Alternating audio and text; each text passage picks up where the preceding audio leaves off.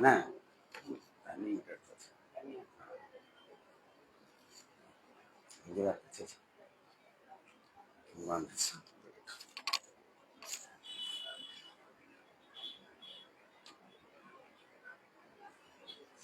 அஸ்ஸலாமு அலைக்கும் வரஹ்மத்துல்லாஹி வபரகாத்துஹு. இன்னல் ஹம்துலில்லாஹி நஹ்மதுஹு வ நஸ்தஈனுஹு வ நஊது பில்லாஹி மின் ஷுரூரி அன்ஃபுஸினா வ மின் ஸய்யிஆத்தி அஅமாலினா மன் யஹ்திஹில்லாஹு ஃபலா முضில்ல லஹு வ யுضلل ஃபலா ஹாதிய லஹு. அஷ்ஹது அன் லா இலாஹ இல்லல்லாஹு வ அஷ்ஹது அன்ன முஹம்மதன் அப்துஹு வ ரசூலுஹு. அம்மா பஅத். அன்பிற்கினிய எல்லாம் வல்ல அல்லாஹ்வின் நல்லடியார்களே, இந்த புனிதமிக்க ரமலான் மாதத்தினை அடைந்து கடைசி 10 நோன்பிலே, அதிலும் குறிப்பாக ஒற்றைப்படையை நாம் அடைந்திருக்கிறோம். அன்பிற்குரியவர்களே, நேற்று நாம் பார்த்த தலைப்பு குர்ஆன் கூறும் அறிவியலும் அதிசயம் என்கிற தலைப்பிலே ஒரு சில கருத்துக்களை நாம் பார்த்தோம். அந்த கருத்துக்களிலே அதிசயம் என்னவென்று சொன்னால், இந்த ஒட்டுமொத்த பிரபஞ்சத்தையும்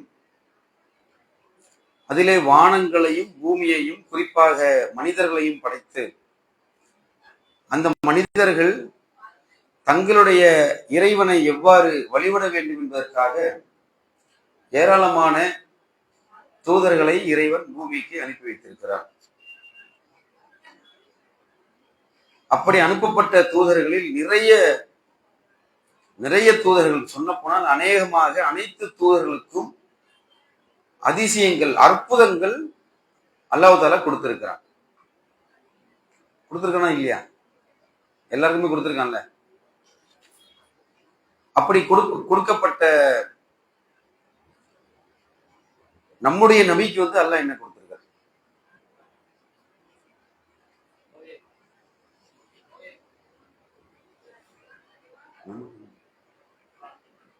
மைக் இருந்தால் கொடுத்திருக்க.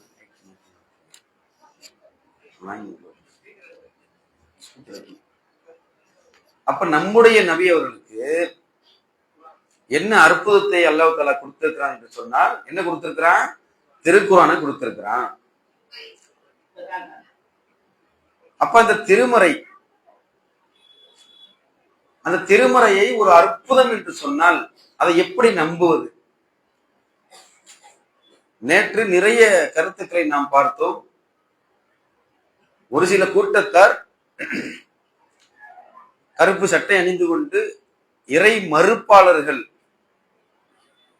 ஆனால் அவர்கள் பகுத்தறிவாளர்கள் என்று சொல்லி எந்த ஒரு விஷயத்தையும் பகுத்து அறிந்து ஆராய்ந்து விட்டுத்தான் அந்த கருத்துக்களை ஏற்றுக்கொள்வார்கள் என்று அவர்கள் தங்களை அடையாளப்படுத்திக் கொள்வார்கள்.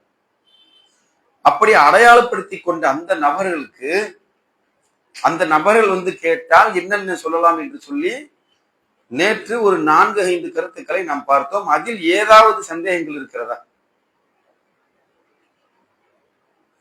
இல்ல, அதுல எந்த ஒரு சந்தேகமும் கிடையாது. வெட்ட வெளிச்சமான வசனங்கள் தான், வெட்ட வெளிச்சமான ஆதாரங்கள், வெட்ட வெளிச்சமான வசனங்கள்.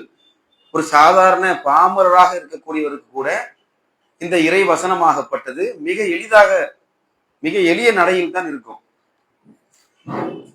அப்படி எளிய நடை இருக்கும் பொழுது அதை இன்னும் கூர்ந்து நாம் கவனித்தால், நபிகள் நாயகம் ஸல்லல்லாஹு அலைஹி வஸல்லம்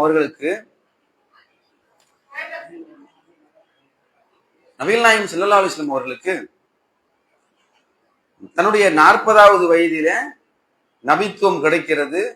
அப்படி கிடைத்து அவர்கள் தங்களுடைய மக்களிடத்திலே அதை வெளிப்படுத்தும் பொழுது என்ன நடந்தது? உடனே எல்லாரும் ஏத்துக்கிட்டாங்களா? ஏன் ஏத்துக்கல?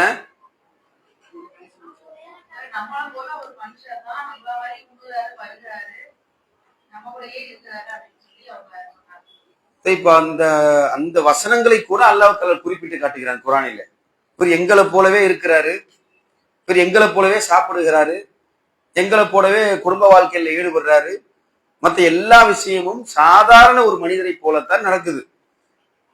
அப்ப இவர் இறை தூதர் என்று நம்புவதற்கு ஒரு சரியான ஒரு செம்மட்டேடியாக ஒரு பாயிண்ட் வேணுமா இல்லையா? அப்பதான் நம்ப முடியும்.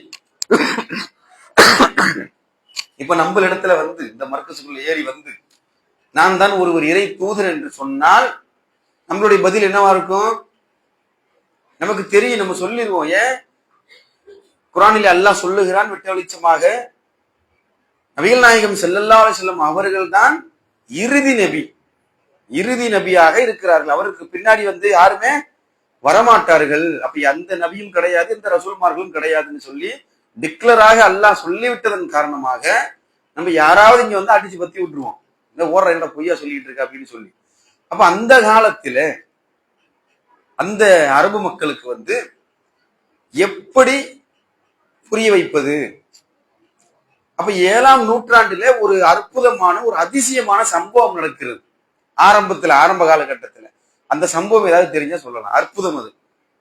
முதலாவதாக அற்புதம் கூட சொல்லலாம். அதுல சரியான பதில். அப்ப சந்திரன் பிளந்து காட்டினது வந்து என்ன செய்யுது? அந்த மக்களுக்கு பெரும் தாக்கத்தை ஏற்படுத்தினது. அப்ப அங்க இருக்கக்கூடிய மக்கள் எல்லாம் கேட்கிறாங்க, நமக்கு தெரியும் நபிகள் நாயகம் ஸல்லல்லாஹு அலைஹி வஸல்லம் அவர்கள் அமீருல் மூமினீனா இருக்கிறாங்க, அவர்கள் விளையாட்டுக்காக கூட ஒரு பொய்யை சொன்னது கிடையாது, அப்படித்தானே? இல்ல சொல்லியிருக்காங்களா? இல்ல. அப்ப விளையாட்டுக்காக கூட ஒரு பொய்யை சொன்னது கிடையாது. அவர் அப்படி தனவந்தராக எவ்வளவு செல்வம் இருந்தாலும் எவ்வளவு பொருள் இருந்தாலும் அவர்கள் வந்து எடுத்து கொடுத்து கொண்டே இருப்பார்கள். ரமலான் காலங்களிலே வந்து அவர்கள் வீசும் காற்றை விட அதிகமாக தர்மம் செய்தவர்களாக இருந்தார்கள். நமக்கு தெரியும், வந்து எது வந்தாலும் கொடுத்துக்கிட்டே இருப்பார்கள். அப்ப அந்த நேரத்துல நபித்துவம் கிடைக்கும் பொழுது மக்கள்கிட்ட சொல்றாங்க. சொல்லும் பொழுது யாராவது ஏத்துக்க மாட்டாங்கல்ல. இப்போ திடீர்னு வந்து ஒரு மனிதர் சொல்லுகிறார். அப்ப சொல்லும் பொழுது வந்து என்ன ஆதாரம்? அப்ப அந்த இன்னும் அதுக்கு பின்னாடி இருக்கக்கூடிய தூதர்களுக்கு வந்து கைத்தடிய போட்டவன பாம்பா மாறிச்சு. அது எந்த தூதர்? தூதருடைய பேரு தெரியுமா? எல்லாருக்கும் தெரியுங்க. அப்ப மூசா அலைஹிஸ்ஸலாம் அவர்கள் அந்த இடத்தில கைத்தடியை போடும் பொழுது அது பாம்பாக தெரியவில்லை. அது நல்லா எப்படி புரியணும்னு சொன்னா, கைத்தடியை போட்டவனே அது பாம்பு மாதிரி நெளியல. என்ன ஆயிடுச்சு? உண்மையான பாம்பாகவே மாறிவிட்டது. அப்படித்தானே?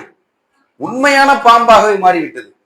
அப்ப அங்க வந்திருக்கக்கூடிய அந்த மந்திரவாதிகள், சூனியக்காரர்கள் அதெல்லாம் பார்க்கும் பொழுது முடிஞ்சு கதை. ஆகா, இவர் வந்து உண்மையான ஒரு ஆளாத்தான் இருக்கிறார்னு சொல்லி உடனே அவர்களை பின்பற்றக்கூடிய மக்கள் உடனே ஏற்றுக்கொண்டார்கள். அப்ப அற்புதத்தை பார்க்கிறாங்க, ஏற்றுக்கொள்ளுகிறார்கள். இப்படி நிறைய நபிமார்களுக்கு நிறைய அற்புதங்கள் கொடுக்கப்பட்டிருக்குது. அதுக்கு வந்து அவங்க மந்திரவாதிகளை நம்ம கேட்கக்கூடாது.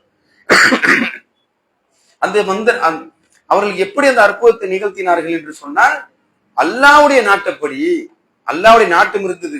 இப்ப ஒரு நபிக்கு வந்து ஒரு 5 தடவை நாடி இருக்கிறான் என்று சொன்னால் 6வது தடவை செய்ய முடியுமா?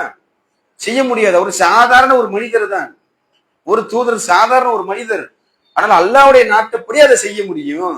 அப்ப ஒரு தூதருக்கு 5, ஒரு தூதருக்கு 10, ஒரு தூதருக்கு 20, ஒரு தூதருக்கு 100 இப்படி கொடுத்து வந்து கொண்டே இருக்கும் பொழுது நம்முடைய தூதருக்கு கொடுத்தது எது? திருமறை முழுவதுமான அற்புதம் என்னது? திருக்குர்ஆனை வந்து அல்லாஹ் தஆலா சொல்லுகிறார், நபி சொல்றாங்க.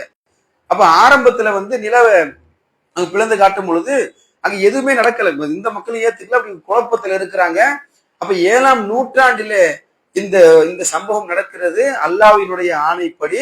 அது எப்படி பிளந்து? சரியாக ஒரு ஆப்பிள வந்து 2ஆக பிளந்தால் எப்படி இருக்குமோ அதை போல சந்திரன் பிளக்கப்பட்டு அதை நேராக பாக்குறாங்க. நல்லா கவனிக்கணும். 14 நூற்றாண்டுக்கு முன்னாடி, 1400 வருஷத்துக்கு முன்னாடி துணைக்கோள் அப்படின்னா என்னன்னு தெரியுமா உங்களுக்கு? கோள் அப்படின்னு என்னன்னு தெரியுமா? பூமியே தெரியும். ஏதோ ஒண்ணு வானத்துல வருது போகுது, அதுதான் வந்து சின்னதா நிலா இந்த ஷேப்ல வருது, தேய்பிரையாகுது, வளர்பிரையாகுது, எல்லாமே எப்ப தெரியுது? இப்ப இந்த காலகட்டத்துல மனிதர்கள் வந்து அறிந்து வைத்திருக்கிறார்கள். அப்ப ஆரம்ப காலகட்டத்துல எப்படி அதை புரிஞ்சிருப்பாங்க? ஏதோ ஒரு வானத்துல ஒரு ரொட்டி வரும், ஒரு 15 நாளுக்கு ஒரு தடவை என்ன செய்யும், ஒரு ரொட்டி மாதிரி வரும், வெளிச்சமா இருக்கும், போயிரும். அப்ப இதை வந்து பிளந்து காட்டும் பொழுது அப்ப ஒரு அற்புதம் நடந்திருக்கு என்று சொல்லி அங்க இருக்கக்கூடிய மக்காவில வந்து நடக்குது. அப்ப அந்த மக்கள் எல்லாம் யாருக்கு அந்த பாக்கியம் கிடைக்குது? அவங்க கூட இருக்கக்கூடிய கம்பானியன்ஸ் சஹாபாக்களுக்கு வந்து அந்த வாக்கியம் வந்து கிடைக்கிறது. இப்ப நம்ம பார்த்திருக்கோம் நேர்ல, நம்ம ஏன் ஏத்துக்கிறோம்? இப்ப மாற்று மத சகோதரத்தை நம்ம சொல்றோம், இப்ப இந்த மாதிரி ஒரு சம்பவம் நடந்திருக்குது, இதை வந்து ஏத்துக்கணும்னு சொன்னா அவர்கள் என்ன கேட்பார்கள்? பொதுவா என்ன கேட்பாங்க? இந்த மாதிரி விஷயத்த சொல்லும் பொழுது அவருக்கு என்ன கேட்பாங்க? ஒரு ஆதாரத்தை கேட்பாங்க, அப்படிதானே? அப்ப வந்து நிலவுல வந்து மனிதர்கள் வந்து இப்ப இந்த படிப்படியாக இந்த நூற்றாண்டிலே 19 20 நூற்றாண்டில அவர்கள் வந்து நிலவுக்கு போறாங்க. நிலவுக்கு எத்தனை பேர் போறாங்க? 2 பேர் போறாங்க. நிலவுல இறங்குன கால் வைத்த முதல் மனிதர் யார்? 2 பேர். நீல் ஆம்ஸ்ட்ராங் காலை வைத்துக் கொண்டு, அது கூட ஃபேக்குன்னு சொல்றாங்க, அதுல இவ்வளவு உண்மை இருக்குன்னு தெரியல. அப்ப இறங்கிய பிறகு என்ன செய்யறாங்க? அது போனதே வந்து புகைப்பிடிக்க, அது உள்ள மனிதர்கள் வாழ முடியுமா அப்படிங்கிற ஒரு செக் பண்றதுக்காக போறாங்க. போகும்பொழுது சுத்தி வந்து புகைப்படம் எடுப்பாங்க இல்லையா? புகைப்படம் எடுக்கும் பொழுது ஒரு பக்கத்துல மட்டும் எப்படி தெரிந்தது? அந்த காலத்துல வந்து ஒரு பத்திரிகை எல்லாம் கூட வெளியே வந்துச்சு. இப்ப கூட கூகுள்ல வந்து அரேபியன் பிளவுன்னு நீங்க போட்டீங்கன்னு சொன்னா இந்த விஷயம் வரும் அதுல. ஆனால் இவர்கள் என்ன பண்ணுவாங்க? மேலை நாடுகள்ல அதிகமாக ஃபாலோ பண்ணக்கூடியது கிறிஸ்டியானிட்டியை ஃபாலோ பண்றாங்க.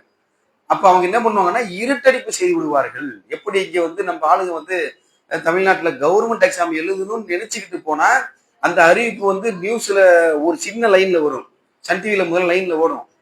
அப்ப சின்ன லைன்ல வரும். ஒரு நியூஸ் பேப்பர்ல 7வது பக்கத்துல ஒரு முனையில போட்டிருப்பாங்க. எப்படி போட்டிருப்பாங்க? அது ஏன் போடப்பட்டது என்று சொன்னால் மக்களுக்கு அது தெரியக்கூடாது.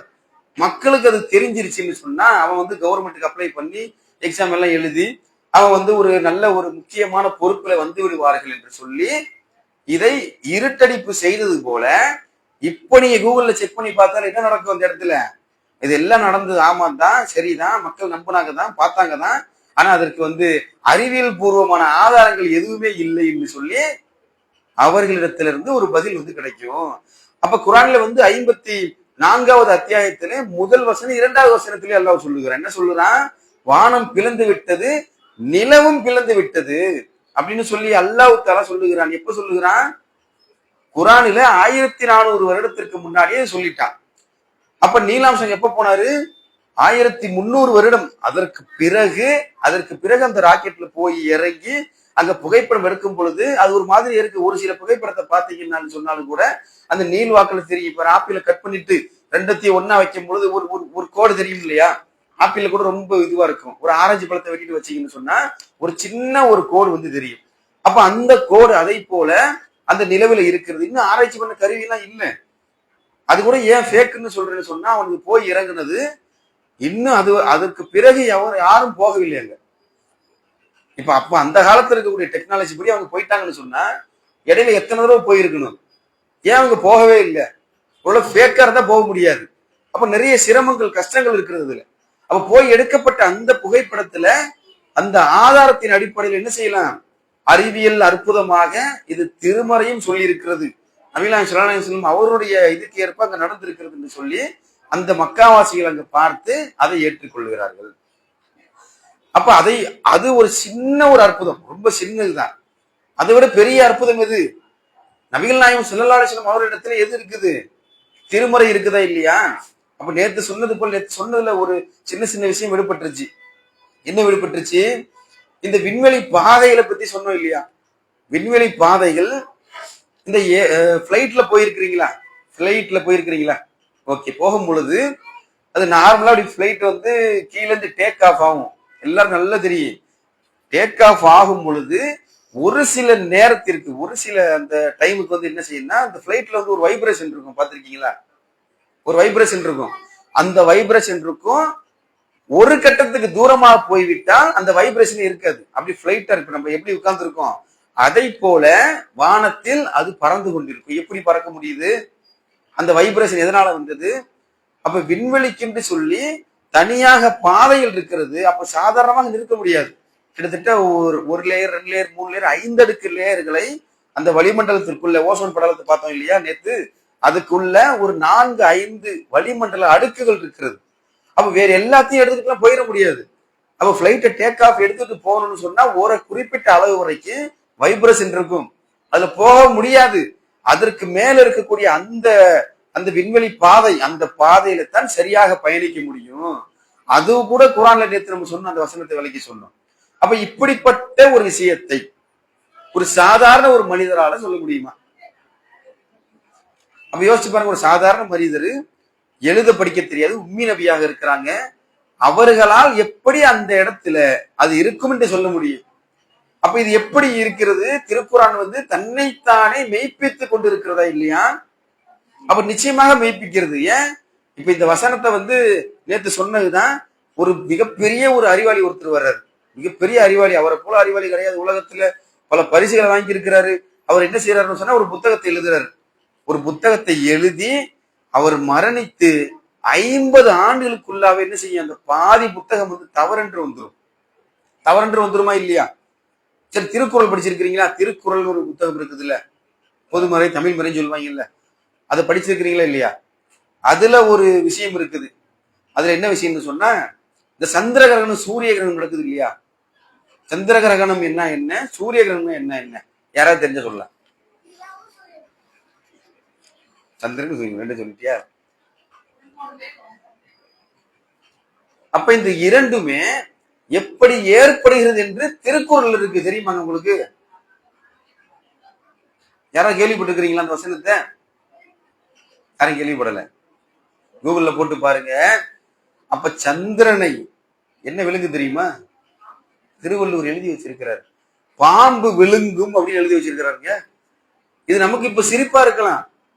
அப்ப 2000 வருஷத்துக்கு முன்னாடி, இத்தனை வருஷத்துக்கு முன்னாடி அந்த மக்கள், அந்த சமுதாய மக்கள் என்னத்தை நம்பிக்கிட்டு இருந்தாங்களோ, அந்த சமுதாயத்துல என்ன பெரிய பாயிண்டாக இருந்ததோ அது மட்டும்தான் என்ன செய்யும், அந்த மனிதனுடைய கருத்தாக பிரதிபலிப்பாக இருக்கும். அதனாலதான் பழைய நூல்களை எடுத்து படிக்கும் பொழுது அது என்ன உண்மை என்ன இது எல்லாமே ஈஸியா கண்டுபிடிச்சிடறான். அப்ப திருக்குறள்ல பல நல்ல கருத்துக்கள் இருந்தாலும், செல்ல முடியாத கருத்துக்கள் இருந்தாலும், அப்ப இந்த கருத்து என்னது, சந்திர கிரகணம் சந்திரனை கிரகணம் பிடிக்குது அப்படின்னு சொன்னா, பாம்பு விழுங்குகிறது. அந்த டைம்ல இன்னும் ஒரு 19 கிட்ஸா இருக்கிறவங்களுக்கு தெரியும், சந்திர கிரகணம் ஏற்பட்டுச்சு சொன்னா வெளியே அனுப்ப மாட்டாங்க, வெளியே போக முடியாது, அந்த வெயில் பட்ட ஏதாவது உடம்புல ஆயிரும் அப்படின்னு சொல்லுவாங்க.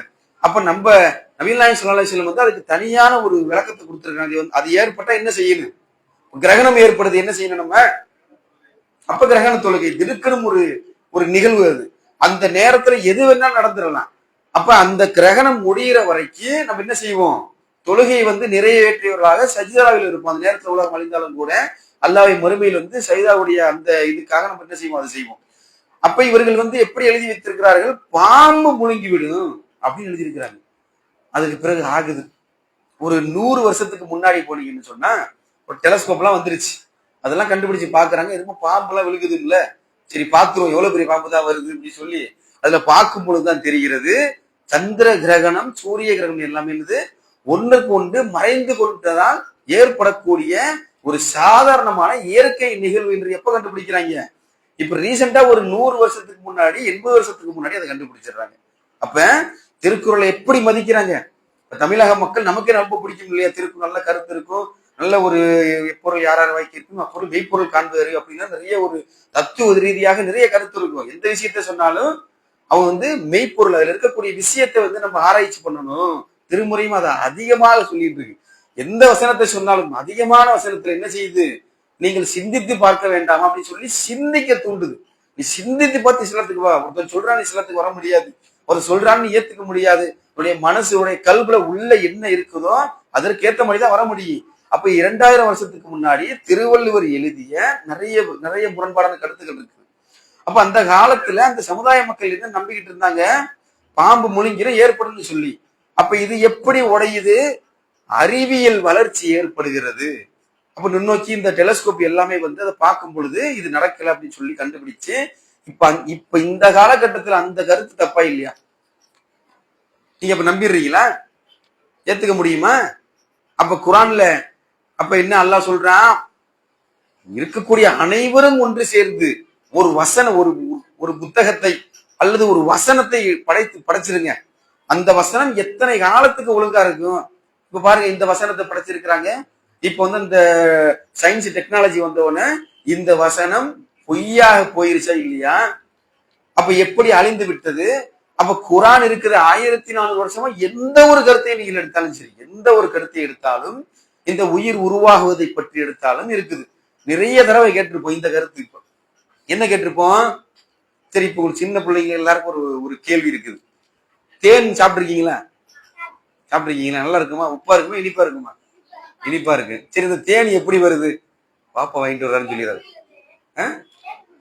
தேன்கூர்ல இருந்து. தேன்கூர்ல யார் கொண்டு போய் வைக்கிறது? தேனி எப்படி வைக்கிறது? தேனி ஃப்ளவர்ல இருந்து அந்த தேனை எடுத்து கொடுக்கல வச்சிருதா? அப்படிலாம் கிடையாதா? பெண்கள் பகுதியில் யாராவது தெரிஞ்ச சொல்லலாம்.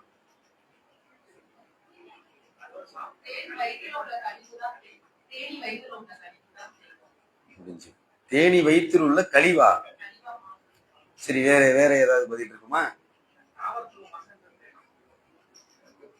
அதாவது தேனிக்கு வந்து நல்ல ஒரு அத்தியாயத்தையே நம்ம படிச்சிருப்போம், பல தடவை படிச்சிருப்போம். இங்க நான் வந்து ஒரு 2-3 தடவை வந்து ரொம்ப நேரம் விலைக்கு சொல்லி இருக்கிறேன் ஜும்மா பயான்ல. அதாவது தேன் அப்படிங்கிறது வந்து உலகத்துல பல இடத்துல பல நிறத்துல பல சுவையில இருக்குது. இனிப்பு சுவை தான். இனிப்பு வந்து இப்ப லட்டு இனிப்பு தான். இப்ப நீங்க இந்த காஜி கத்திரி, இந்த ஜாங்கிரி, இதெல்லாம் ஒரு ஒரு இனிப்பாக இருக்கும். அதே போல தேன்ல வந்து பல இனிப்புகள் பல நிறத்துல வருகிறது. அல்லாஹ் தஆலா குர்ஆன்ல சொல்லுகிறான் இந்த மாதிரி. அப்ப தேன் எப்படி வருதுன்னு சொன்னா, இப்ப நமக்கு பசிக்கும் இல்லையா, அந்த மாதிரி தேனிக்கு வந்து பசிக்கும். பசிக்குமா பசிக்காதா? பசி இல்லாம இருக்கும் அது. அப்ப தேனிக்கு பசி இருக்கும் பொழுது ஒரு பூவுல போய் என்ன செய்யும்? அது போய் உட்கார்ந்து சாப்பிடுது. இதுல வந்து ஃப்ரக்டோஸ் குளுக்கோஸ் ரெண்டு இருக்குது. பழத்துல இருந்து வர்றது வந்து குளுக்கோஸ், பூவுல இருந்து வந்து ஃப்ரக்டோஸ். ரெண்டுமே வந்து இந்த இனிப்பு சுவையுடைய ஒரு விஷயம் தான். அதுவும் தேனுக்கு முன்னாடி ஸ்டேஜ். அது தேன் கிடையாது. இது கெட்டு போயிரு, அது கெட்டு போகாது. தேன் கெட்டு போகாது. அப்ப அந்த தேனி என்ன செய்யுதுன்னு சொன்னா, அந்த பூவுல உட்கார்ந்து தன்னுடைய பசிக்காக சாப்பிடுகிறது. அது இன்னும் பல வேலையும் செய்யுது. எப்படி செய்யுது? இப்ப இங்க பூ பூக்குது இல்லையா? இப்ப வந்து நிறைய செடிகள் இருக்குது, காய்கறிகள், மரங்கள் எல்லாம் இருக்குது. அந்த மரம் வந்து ஒன்னோட ஒண்ணு வந்து பக்கத்துல பக்கத்துல இல்ல. அது எப்படி காய் காக்கும், கனியை கொடுக்கும்? எப்படி கொடுக்குது தெரியுமா? எப்படி மகரந்த சேர்க்கையை அது நடத்துகிறது? யாராவது தெரிஞ்சா சொல்லலாம். தாவரங்கள், மரங்கள், இந்த விவசாய விளைபொருட்கள் இதெல்லாம் எப்படி மகரந்த சேர்க்கை செய்கிறது?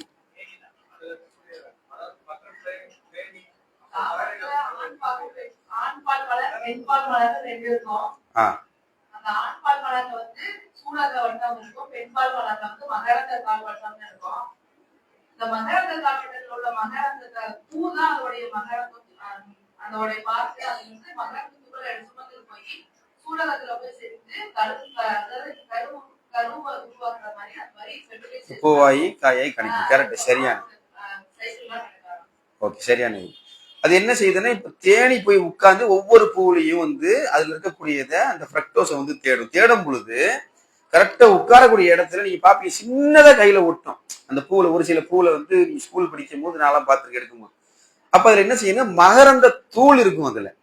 இப்ப நம்ம கை வச்சோம்னா அப்படி ஒட்டிக்கி.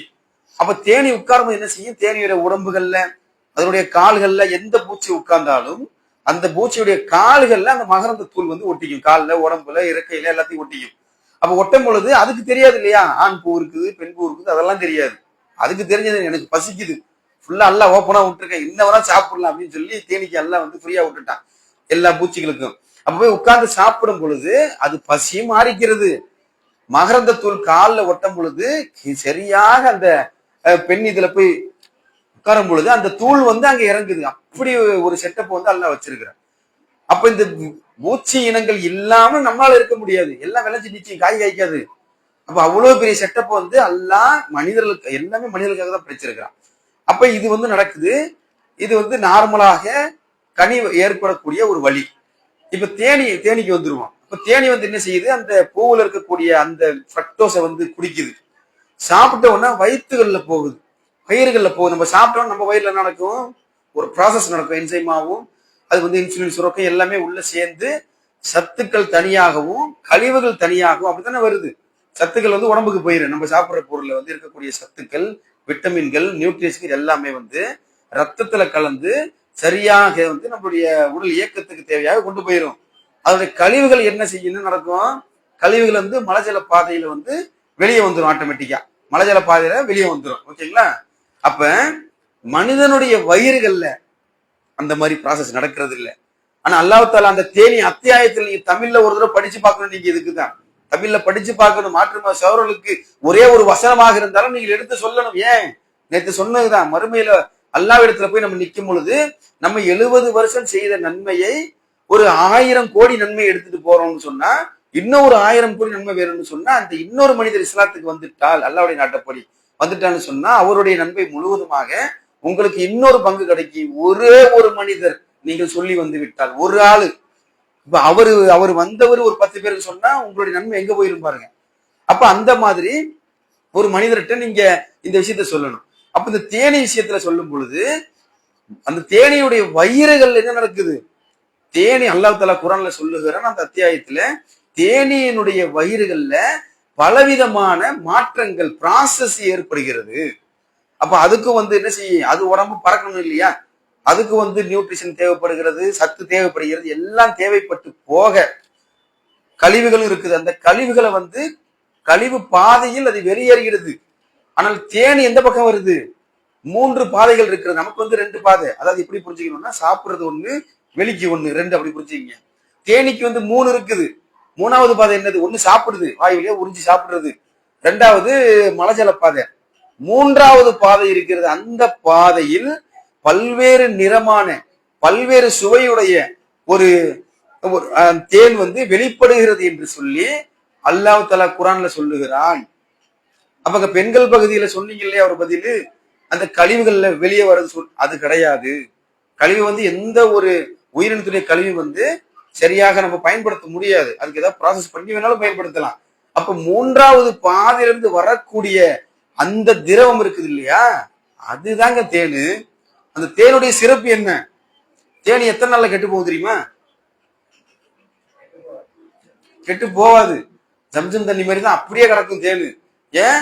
அந்த தேனு பல நோய்களுக்கு மருந்தாக இருக்கிறது. அதை போனா இன்னும் நிறைய பேசலாம். அப்ப இப்ப நம்ம சமைக்கக்கூடிய பொருட்கள்ல மிக அதிகமாக உடலுக்கு தீங்கு விளைவிக்கக்கூடிய ஒரே ஒரு பொருள் என்னது? அதிகமான தீங்கு, அதிகமான நேரம் நம்ம எடுத்துக்கிறோம். அந்த எதை எடுத்துக்கிறோம்? அதிகமான நேரம் சர்க்கரை எடுத்துக்கிறோம். இப்ப கொஞ்சம் விழிப்பாக இருக்கிறாங்க மக்கள், கொஞ்சம் தேன் கலக்குறாங்க, கறிப்பட்டி கலந்து சாப்பிடுறாங்க. அப்ப அந்த வெள்ளை சர்க்கரை என்ன செய்யறாங்க, அதுவும் கரும்புல இருந்து இருக்கக்கூடிய அந்த கரும்பை பிழிஞ்சு வரக்கூடிய சாரை சேகரிச்சு அதை ஒரு பெரிய ஒரு தேக்சால போட்டு அதை சூடா வாட்டி எடுத்து அதுல இருந்து வரக்கூடியது அழகா கருப்பட்டி கொண்டு போயிடறானுவ. பேலன்ஸ் கழிவு இருக்குது இல்லையா, அந்த கழிவை சுத்திகரிப்பு செய்து அதுவும் மஞ்சளா தான். நல்லா புரிஞ்சுக்கிட்டீங்க. நீங்க அந்த சர்க்கரையில மஞ்சள் கலர்ல இருக்கக்கூடியதை நீங்க வாங்கிடக்கூடாது. அதுவும் ஒண்ணுதான், கலர் மட்டும்தான் வேற.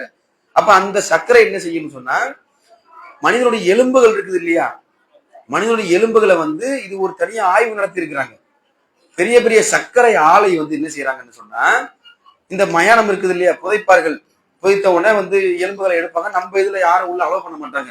மாட்டு மாசத்துல கேள்வி கணக்கு கிடையாது. யாரு என்ன வேணாலும் உள்ள போய் செய்யலாம், காசு கொடுத்தா போதும், அழகா உள்ள தோண்டி ஒரு வாரத்துல எடுத்துட்டு போயிடலாம். அந்த மாதிரி பண்றாங்க. அப்ப எலும்புகளை எல்லாம் அந்த வெட்டியான்னு சொல்லக்கூடிய அவர் என்ன செய்வார், எடுத்து சேகரிச்சு வைப்பாரு. அவருக்கு கிலோவுக்கு 5 ரூபாய், கிலோவுக்கு 10 ரூபாய் கொடுத்து அந்த எலும்பை கொண்டு போய் அதை சுத்தம் பண்ணி அதை அரைத்து அதனோடு சேர்ந்துதான் இந்த வெள்ளை சர்க்கரை உருவாக்குறது. அதுக்கும் அவன் விதை போட்டான்னு சொன்னா, இந்த பிரிட்டிஷ்காரன் இங்க ஆட்சி பண்ணா இல்லையா இந்தியாவுல, அப்ப அவனுக்கு இந்த நிறவெறி அதிகமா இருக்கும். ஏன்னா ஒரு வெள்ளைக்காரன், கருப்பனை பார்த்தாலே அவனுக்கு பிடிக்காது, அப்படியே வெறுப்பான். அவன் பெத்த பிள்ளையாக இருந்தாலும் சொல்லி அவனுக்கு ஒரு பெரிய ஒரு ஜாதி வெறி மாதிரி போறக்கூடிய ஒரு இதை பார்க்கக்கூடிய ஒரு செயலை செய்வான். அவன் என்ன செய்யறான், என்னடா இது கலர் மாறி இருக்குது, ஒரு வெள்ளையா இருந்தா நல்லா இருக்குன்னு சொல்லி அவர்கள் ஏற்பாடு செய்து வைத்ததுதான் இந்த கரும்பு ஆலைகள் எல்லாம் இங்க இப்ப இருக்கிறது. அப்ப அந்த வெள்ளை சர்க்கரை அவ்வளவு மோசமானது. ஆனா அல்லாஹ் தஆலா இயற்கையாக நமக்கு என்ன கொடுத்திருக்கிறான், நல்லா யோசிச்சு பாருங்க. தேன் நீங்க உங்க வீட்டுல ஒரு 10 மரம் வச்சிருக்கிறீங்க, 10 மரத்துல தேன் கூடு கட்டி இருக்குது. நீங்க அந்த தேன் எடுக்கிறீங்க, இலவசமா கிடைக்குமா இல்லையா? உங்களுக்கு இலவசமா கிடைச்சிரும். நம்மளுடைய மரம் தான் அது, நமக்கு தேவையான தேனை அதுல எடுத்துக்கலாம். இப்ப நமக்கு அந்த மாதிரி சூழல் இல்லாததுனால விலையும் அதிகமாக இருக்கிறது. அப்ப இந்த தேனாகப்பட்டது இந்த மனிதர்களுக்கு பல்வேறு விதமான நன்மைகளை செய்கிறது. ஏன் இவ்வளவு நேரம் அந்த சர்க்கரைக்கு சொன்னேன்னு சொன்னா, நீங்கள் ஒருவேளை தேனுக்கு மாறினால், அதாவது இந்தியர்கள் பொதுவாக இந்தியர்கள் எடுத்துக்கொண்டால் அவருடைய உடல் அமைப்பு எப்படி மாறுகிறது? ஒரு பொதுவான ஒரு உடல் அமைப்பு இருக்கிறது. இப்ப இப்ப இந்தியர்கள் அப்படின்னா ஈஸியா கண்டுபிடிச்சிருவாங்க. ஏதாவது சொல்லலாம், ஏதாவது ஒரே ஒரு பாயிண்ட் யாராவது சொல்லலாம். உயரம் நம்மளோட கம்மி ஜப்பான்காரங்களா இருக்காங்க, நம்மளோட குள்ளமா இருக்கிறாங்க, நம்மளும் கொஞ்சம் கொஞ்சம் குள்ளமாயிட்டே வரோம். இப்போ ஓரளவு கலர் வந்து மாநிலம் ரொம்ப பியூர் வெள்ளையா இருக்க மாட்டோம், உடம்ப பார்த்தாலும் கண்டுபிடிச்சிருவோம் டக்குன்னு. ப்ளோட்டட் அப்படின்னா என்ன தெரியுமா? ப்ளோட்டட் ப்ளோட்டட் அப்படின்னா வயிறு பகுதியில மட்டும் ஒரு தனியான ஒரு இன்ஃபெக்ஷன். அது இப்போ நம்ம சாப்பிடக்கூடிய எக்ஸஸ் வந்து சுகரு கார்போஹைட்ரேட்ஸ் எல்லாம் சேர்ந்து என்ன செய்யும்னா, செரிக்க முடியல, பேன்ட்ரியஸ்னால குடல்னால செரிக்க முடியலன்னா அதனுடைய ஆர்டர் என்னன்னு சொன்னா ஒரு ஒரு பகுதியில போய் சேமிச்சு வைக்கணும். நீ எங்கேயா சேமிச்சு வை, கழிவா வெளியே போக முடியாது, வெளியே வந்து அது விடாது. இது வந்து ஒரு ஐட்டம் அப்படின்றதுனால இது தனியா வச்சுக்கும். அந்த மாதிரி மோசமான ஐட்டத்தை வந்து உடம்புல சேவ் பண்ணும் போது தான் அது கேன்சர் செல்லா மாறிடுது. சாதாரணமாக சேமிச்சு வைக்கும் போது உடலுடைய கொழுப்பு ஏறி வயிற்று பகுதியை பார்த்துருக்கீங்களா? நம்முடைய வயிற்று பகுதி எப்படி இருக்கும்? ஒரு 50-60 வருஷம் முன்னாடி போயிருங்களேன், 60 வருஷம் 70 வருஷம் முன்னாடி போனீங்கன்னு சொன்னா அந்த மாதிரி எல்லாம் யாருக்குமே வயிறு இருக்காது. நம்முடைய வாப்பானுடைய பாட்டனார் எல்லாம் சும்மா நினைச்சு பாருங்க, அவருடைய தொப்பையை நீங்க பார்த்தே இருக்க முடியாது. ஏன் பார்க்கல நீங்க? அவங்க வந்து அந்த மாதிரி பால் டீ காப்பி அதுக்கு அடிமையானவர்கள் இல்லை, சர்க்கரைக்கு அடிமையானவர்கள் இல்லை.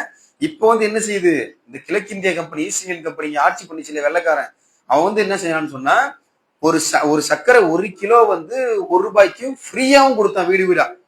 அப்ப ஃப்ரீயா கொடுக்கும் பொழுது இந்த கருப்பட்டியை வந்து ஒரு 2 பங்கு கலக்குறோம்னு சொன்னா சர்க்கரையை 1 பங்கு கலந்தாலே இனிப்பு அதிகமா வந்துருமா இல்லையா? அப்ப அதிகமாக வருது, இலவசமாக வருதுன்னு சொல்லி அதை பழக்கத்திற்கு ஏற்படுத்தி விட்டார்கள். அதுவும் சரி, டீ காஃபியும் சரி. அப்ப இந்தியர்களை வந்து மேலை நாட்டவர்கள் வந்து ஒரு ஈஸியா வந்து எப்படி பண்ணா ப்ளோட்டட் பாடி அப்படின்னு சொல்லுவாங்க. ஒரு உடம்பு ஊதி போன மாதிரி இருக்கும், கொஞ்சம் வந்து ஒரு தொப்பை, அந்த இடம் மட்டும் வெளியே தனியாக தெரியும். ஆண்களுக்கும் பெண்களுக்கும் இது வந்து ஒரு பெரிய ஒரு பிரச்சனை. இது வந்து படிக்கட்டு ஏறும் பொழுது மூச்சு வாங்குது இல்லையா, அதனுடைய மூச்சு வாங்குறது, இதய நோய் வர்றது எல்லாமே தனியா வந்து இந்த நம்மளுடைய உணவு பழக்க வழக்கங்கள் ஏற்பட்ட ஒரு மாற்றம் தான் இந்த காரணமாக இருக்கிறது. அப்ப இவ்வளவு ஒரு மோசமான விஷயத்தை இந்த சர்க்கரை வச்சு அவனுக்கு செஞ்சுட்டு போயிட்டானுங்க. ஏன் இந்தியா வந்து நம்பர் 1 இருக்கு எதுல தெரியுமா? நம்பர் 1 எதுல இருக்குங்க? டயாபெட்டிஸ்ல இருக்கு, மக்கள் தொகையில இருக்கு.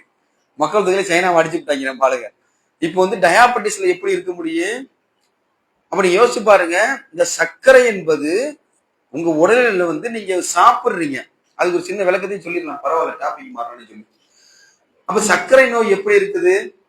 நம்ம வந்து சுகர் பேஷண்ட் வந்து மாத்திரை போடுறாங்க, மெட்ஃபார்மின் 500 சொல்லி ஒரு மாத்திரையை போடுவாங்க. அதுதான் வந்து பேஸ்.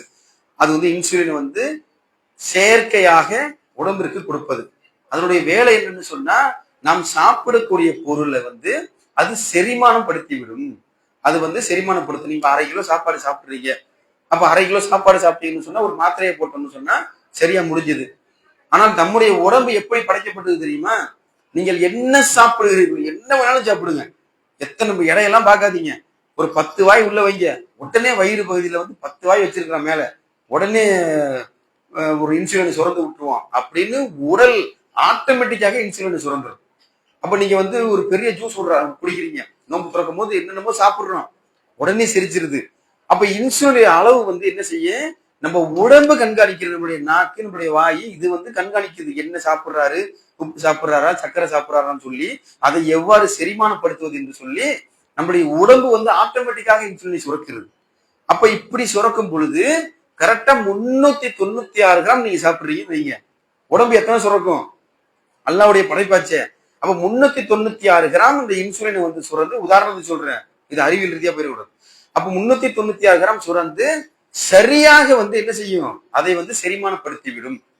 இப்ப சர்க்கரை நோயாளிகள் என்ன பண்றாங்க, நல்லா சாப்பிட்டு இருப்பாங்க, 2 இட்லி சாப்பிடுவாங்க, 2 இட்லி ஒரு புரோட்டா ஒரு சப்பாத்தி சாப்பிடுவாங்க. இப்ப சாப்பிடும் பொழுது மாத்திரை எவ்வளவு போடுறேன், 500 மில்லிகிராம் போட்டுருவாங்க. அப்ப இந்த உடலுக்கு என்ன தெரியும், உடல்ல வந்து 500 மில்லிகிராம் இருக்கும், அவர் சாப்பிட்டது 100 கிராம் தான் இருக்கும். அப்ப மீதி 400 கிராம் எங்க போகும், ரத்தத்துல நின்றுகிட்டே இருக்கும். நம்மளுடைய நெப்ரான்னா வந்து நம்ம சிறுநீரகம், அது வந்து செயல்படுத்தி பார்த்துக்கிட்டே இருக்கு, என்ன இவ்வளவு இன்சுலினை போட்டு தொலைகிறாங்க, என்னடா செய்யறதுன்னு சொல்லி ஒரு 6 மாசம் 1 வருஷம் சாப்பிடுவாங்க. டைப் 2 டயாபெட்டிஸ்க்கு போயிட வேண்டியதுதான். எப்படி மாறுது பாத்தீங்கன்னா, டைப் 2 டயாபெட்டிஸ் வந்தா கட்டவர்கள் கால் எல்லாமே எடுத்துருவாங்க, ஈஸியா அழகா போயிட வேண்டியதுதான். இப்போ மேல இது எப்படி வியாபாரமாக இருக்கிறது என்று சொன்னால், நமக்கு வந்து இப்போ எவ்வளவோ ஹாஸ்பிட்டல் இருக்கு, ஜிஹெச் இருக்கிறது, ஸ்டாலினி இருக்கிறது, ராயப்பேட்டை இருக்கிறது, இன்னும் கேஎம்சி இருக்குது, நிறைய ஹாஸ்பிட்டல். இதுல சுகர் மாத்திரை, எந்த மாத்திரை இருந்தாலும் காசு வாங்குறாங்களா? அவங்க காசு வாங்கிட்டு கொடுக்குறாங்களா? ஃப்ரீயா கொடுக்குறாங்க. போனீங்கன்னா 1 மாசம் ஃப்ரீயா கொடுப்பாங்க. எங்க அம்மாக்கு நான் லைன்ல போயிட்டு வாங்கியிருக்கேன். இப்போ 1 மாசம் வந்து பிபி மாத்திரையும் சுகர் மாத்திரையும் ஃப்ரீயா கொடுப்பான். சரி, அந்த ஹாஸ்பிட்டலுக்கு யாரு ஃப்ரீயா கொடுக்குறா? கவர்மெண்ட் ஃப்ரீயா கொடுக்குது. கவர்மெண்ட் ஃப்ரீயா கொடுக்குது. கவர்மெண்ட்டுக்கு யாரு ஃப்ரீயா கொடுக்குறா? கவர்மெண்ட் காசு கொடுத்தது வாங்குதுங்க. ஒரு மாத்திரையா இருந்தாலும் அவங்க வந்து 1 ரூபான்னு வைங்க, 1 ரூபாயில இருந்து 2000 வரைக்கும் 3000 வரைக்கும் சுகர் மாத்திரை இருக்கிறது. அப்ப 1 ரூபாய் 2 ரூபா வச்சா எத்தனை மக்கள் இருக்கிறீங்க, மாத்திரை அள்ளி போட்டுக்கிட்டே இருக்கிறாங்க. அப்ப இது வந்து ஒரு வியாபாரம். நமக்கு தெரியுது இலவசமா அரசாங்கம் கொடுக்குதுன்னு சொல்லி. அப்ப மனிதனுடைய உடம்பை வந்து மேலை நாடுகள்ல இருக்கக்கூடிய பேர் சொல்லப்படாத கம்பெனிகள் என்ன செய்யறாங்க, இங்க வந்து கிளையை வைத்துக் கொண்டு மாத்திரையை தயாரிச்சு அடிச்சுக்கிட்டே இருக்கான், அதுவும் வித்துக்கிட்டே இருக்கு, போய்கிட்டே இருக்குது. அப்ப உடம்பை வந்து அப்படி போட்டு இது பண்ணாலும் உடம்பு இவ்வளவு தூரம் தாங்குதுன்னு சொன்னா அல்லாஹ்வுடைய ஒரு ஏற்பாடு உள்ள இருக்குது. அப்ப இன்னும் சீரழிஞ்சுக்கிட்டு போகுது. இதுல நிறைய பேசிக்கிட்டே போலாம். இன்னும் ஒரு 5 நாள் தொடர்பை அளவு பேசலாம். இது அவ்வளவு ஒரு மருந்து மாஃபியாக்கள் இருக்கிறாங்க. அப்ப இந்த படி சர்க்கரைக்கு வந்துடும். அப்ப இந்த சர்க்கரையை வந்து நம்ம என்ன செய்யணும்? தேன்ல இருந்து கணக்கணும். அப்ப இந்த தேனி அத்தியாயத்துல பாத்தீங்கன்னு சொன்னா அல்லாஹ் தஆலா சொல்லுகிறான், அந்த தேனியினுடைய வயிறுகளில் இருந்து பல்வேறு விதமான, பல்வேறு நிறமான, பல்வேறு சுவையான ஒரு திரவம் வருகிறது. அந்த திரவம் வந்து தேனு. அந்த தேனு ஏராளமான நன்மைகளை செய்கிறது. நம்ம எல்லாம் கேள்விப்பட்டிருப்போம். சில உடம்பு சரியில்லாம போயிட்டோம்னா சொன்னா தேனு தான் நிறைய பயன்படுத்துவாங்க. அப்ப தேனு வந்து ரொம்ப ஒரு முக்கியமான மருந்து பொருளாக இருக்கு. சித்த மருத்துவத்துக்கு போனீங்கன்னா தேன் வந்து ஒரு முக்கிய ஒரு மருந்து பொருள். அப்ப இந்த பொருளாகப்பட்டது அல்லாஹ் தஆலா என்ன சொல்றான், 1400 வருஷத்துக்கு முன்னாடி ஒரு சாதாரண ஒரு மனிதரால, மாற்று மருத்துவர் அப்படிதான் சொல்றாங்க, சாதாரண ஒரு மனிதர், தூதர் கிடையாது, சாதாரணமாக இருக்கிறோம்னு சொல்றாங்க இல்லையா?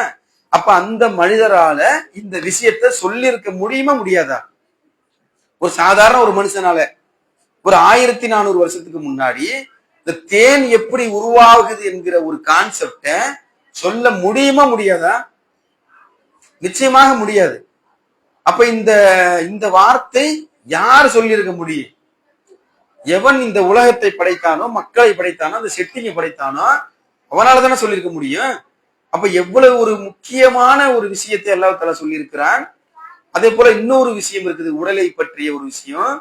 நம்ம குடலை நம்ம சாப்பிடுறோம் இல்லையா? சாப்பிடுறோம். குடல் வந்து எப்படி செரிக்கிறது? குடலுக்குள்ள என்னங்க இருக்குது? எப்படி செரிக்கிறது? பாக்டீரியாஸ். வேற வேற எதுவும் பதில் இருக்குதா? என்சைம்ஸ். அடுத்து ஆசிட்ஸ் இருக்குது. மெயின் வந்து ஆசிட்ஸ் தான். என்சைம்ஸ் இது பண்ணா ஆசிட் வந்து முழுவதுமாக கிடைக்கும். HCl, ஹைட்ரோகுளோரிக் ஆசிட் இருக்குது. அந்த ஆசிட்டை கையால தொட்டா என்னங்க ஆகும்? கை வெந்துருமா? வெந்துருமா வந்துடாதா? வெந்துரும் இல்ல. அப்ப குடலுக்குள்ள எப்படிங்க இருக்குது ஆசிட்?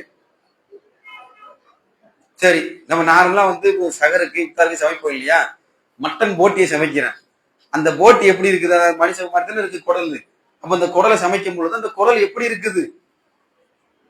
எவ்வளவு லேசா இருக்குது. கறி கூட வேவறதுக்கு வந்து டைம் எடுக்கு. குடல் எவ்வளவு சீக்கிரத்துல வேவும்? சீக்கிரமா வெந்துடும். அப்ப சீக்கிரமா வேவக்கூடிய ரொம்ப வளவலன்னு இருக்கக்கூடிய அந்த ஒரு பொருளை அல்லாஹ் தஆலா நம்ம நம்ம வயிற்றுக்குள்ள வைத்திருக்கிறான். அப்ப அதுக்குள்ள ஹைட்ரோகுளோரிக் ஆசிட வச்சிருக்கிறான். நீங்க தவறுதலாக சின்னதாக ஒரு எலும்பை முழுங்கிட்டாலும் கூட என்ன நடக்குது? அது முழுவதுமாக கரைத்து விடுகிறது.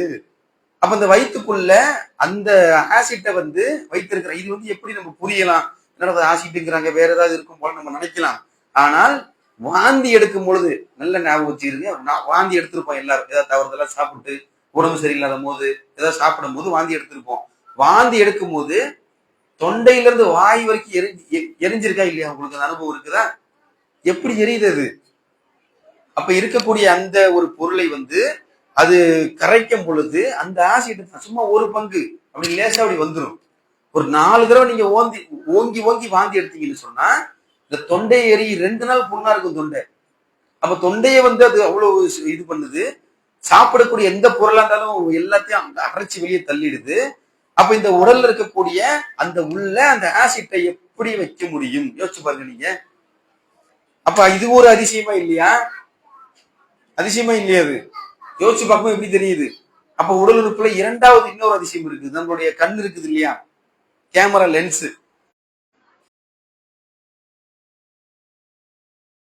சந்திச்சிருப்போம், பேசியிருப்போம். நம்ம இப்ப பார்க்கும் பொழுது அந்த நினைவுல மெமரியில கொண்டு போய் உடனே கொண்டு வந்து கொடுக்குதா இல்லையா நம்ம கண்ணு கொடுக்குது. அப்ப நம்ம கேமரா லென்ஸால ஏன் கொடுக்க முடியல? அது லென்ஸ் பாக்குது இல்லையா? அப்ப கண்ணுடைய அற்புதம், இந்த உடல்ல இருக்கக்கூடிய ஒவ்வொரு பாகத்தை நீங்கள் எடுத்துக்கொண்டாலும் அதற்கு பதிலே சொல்ல முடியாது. அப்ப ஒவ்வொரு மூட்டுகளுக்கும் அல்லாஹ் தாலா என்ன செய்யணும்? அல்லாஹ் தாலாவுக்கு நம்ம நன்றி செலுத்தி கொண்டே இருக்க வேண்டும்.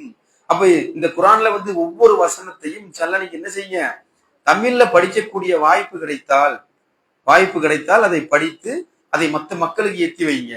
அப்ப எத்தி வைக்கும் போது ஆட்டோமேட்டிக்கா மறுமையில் என்ன செய்ய, நமக்கு அந்த நன்மை நம்ம எவ்வளவு நன்மை செய்திருக்கிறோமோ அதை விட அதிகமான நன்மை நமக்கு மறுமையில அல்லாஹ் தஆலா கொடுப்பான் என்று சொல்லி என்னுடைய உரையை முடிக்கிறேன். வாஹிரு துனானில் ரப்பில் ஆலமீன். அஸ்ஸலாமு அலைக்கும் வரஹ்மத்துல்லாஹி.